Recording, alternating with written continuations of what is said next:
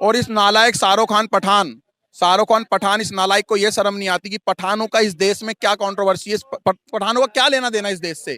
इस देश से कहीं पर भी ना मिलिट्री, ना आर्मी, ना पुलिस, ना देश के यार किसी भी चीज में इस बंदे का लेना देना नहीं है पठान शब्द को। इसने पठानों के ऊपर पिक्चर क्या बना दी, पठान मूवी क्यों बनाई। और इसने एक बेशरम रंग इसमें गाना गाया है भाई साहब, बेशरम रंग। क्या हमारा भगवा भगवा रंग बेशरम है। अब कुछ लोग, जैसे आपने बोला भाई साहब, कुछ लोग इसी तरीके से बोलते हैं, दल के लोग खड़े होंगे, मुसलमान भी, सिख भी, बजरंग दल भी, विश्व हिंदू परिषद के भी। अगर किसी से ही बोल दिया ना आप लोगों ने भाई पिक्चर देख करके आओ, मैं तुम्हें एक ना टिप दे देता हूँ, तो पठान का नाम मत लेना, कुछ और नाम ले लेना, कोई दूसरी पिक्चर लग रही हो। अगर तुमने जहां पठान का नाम लाया ना, तो ये जो कोनिया है ना, कोनिया ही पड़ेगी तुम्हारे, अगर तुमने किसी की बच्ची खराब करने के लिए अगर पिक्चर दिखाने ले गए। और हम बाहर होलों के बाहर हम खड़े होंगे, फरीदाबाद में तो हम खड़े होंगे। देख, अरे भाई साहब मेरी शिकल देख लो, विजय हिंदू, फरीदाबाद में मैं मिलूंगा, मैं मेरे ये हम जो खड़े है आपको। देश के जो तमाम मुद्दे हैं उनको भटकाने की कोशिश हो रही है भाई। जो गरीबी है देश के अंदर वो भी अपने चरम पे है, बेरोजगारी चरम पे है, लोगों के जो सरकारी संस्थान है वहाँ के सीटें कम कर रही हैं, खाली स्थान पड़े हुए हैं, नौकरियां दे नहीं रही है सरकार। भाई तो साहब ये क्या है, ये इन सब चीजों पर बात होनी चाहिए नहीं होनी चाहिए? कौन इस बात को बोल कौन रहे, नौकरी की बात कौन छेड़ता है? हैं जो जो कर रहे हैं, 8 बच्चे, 10 बच्चे, 20 बच्चे, 15 बच्चे, जिनको बोलते हैं अल्लाह की देन, अल्लाह की देन, और वो कहते हैं यार वो नौकरी मोदी जी की देन, मोदी सरकार की देन। ये उन्हीं के लिए है, हमारे लिए नहीं है। हमारे पास भाई साहब बहुत काम है, मैं आपको सच बता देता हूँ। आज सनातनी हिंदुओं के पास बहुत बहुत रोजगार है यार।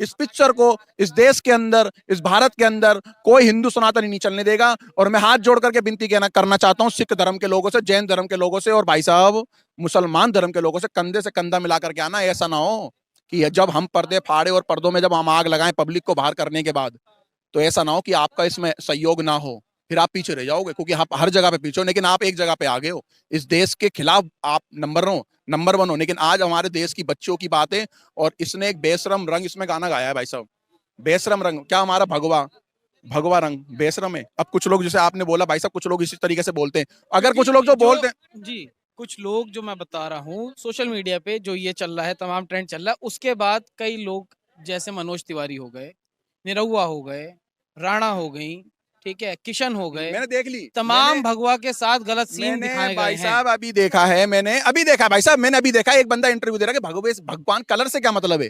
कलर से मतलब नहीं तो एक काम करो, हरा कपड़ा पहना दो, तो आपका नंबर से भी कोई मतलब नहीं होना चाहिए। नंबर से तो पत्रकार सब मतलब नहीं होना चाहिए ना, तो उस पे ना कपड़े पे ना 786 लिख दो भाई साहब, लिख दो 786। अगर आपका किसी नंबर से और किसी हरे कपड़े से मतलब नहीं, तो हरा कपड़ा पहना करके उस पर 786 लिख दो, कोई मतलब नहीं है। तो भाई साहब आप बताओ ना, आप ऐसे कैसे कर सकते हो भाई?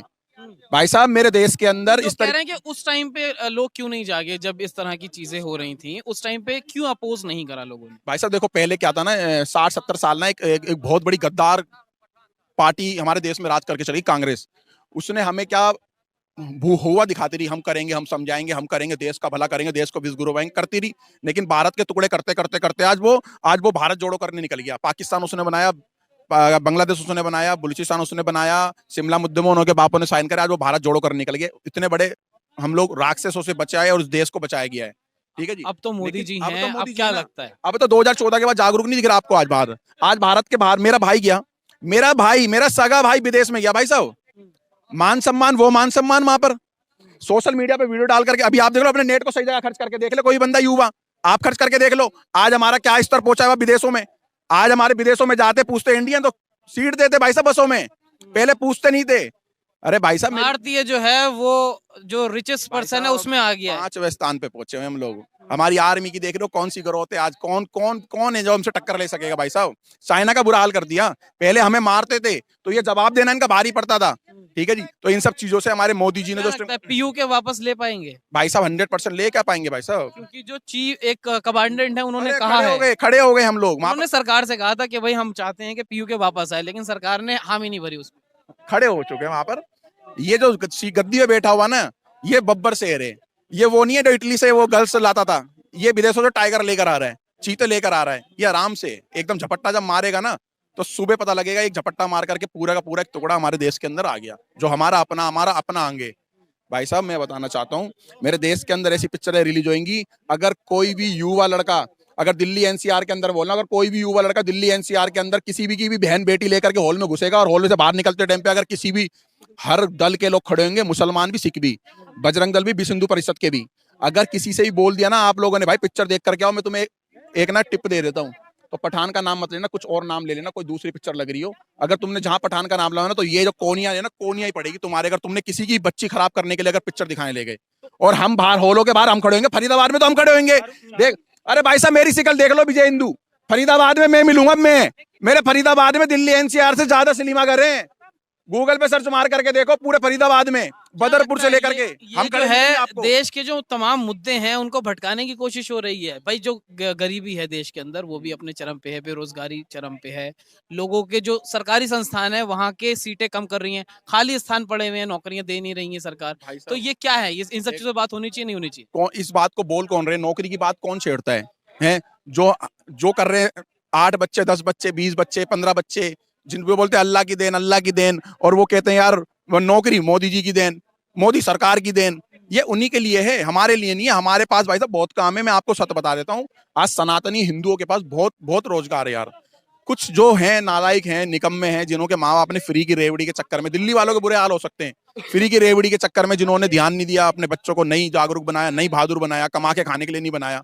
दिल्ली भी जीत गया अरविंद केजरीवाल। अरे भाई साहब क्या जीती है, बोर्ड देखो ना कितने, कहाँ % बोर्ड बढ़े, बोर्ड देखो कि चौके छक्के सबसे ज्यादा मारे किसने, वो जीत गया। लेकिन सबसे बड़े दुख की बात है कि दिल्ली में ऐसी भी जगह ज्यादातर सबसे ज्यादा बोर्ड मांगे रहे जहाँ पर मुस्लिम बोयल एरिया है, वहां से भी वो लोग जीते हैं।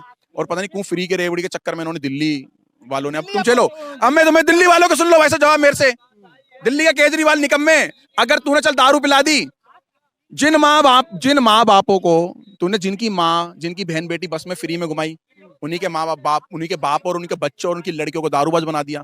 स्कूलों में बेगों में से दारू निकली भाई साहब, दारू निकली, मेरे पास खुद वीडियो पड़ी है। स्कूल में से दारू निकली? स्कूल में से बच्चों के बेगों में से दारू निकली है, प्रिंसिपल के रूम तक टीचर दारू लेकर के गए, लड़कों को बच्चों के कान पकड़ पकड़ के ले गए, फ्री के चक्कर में।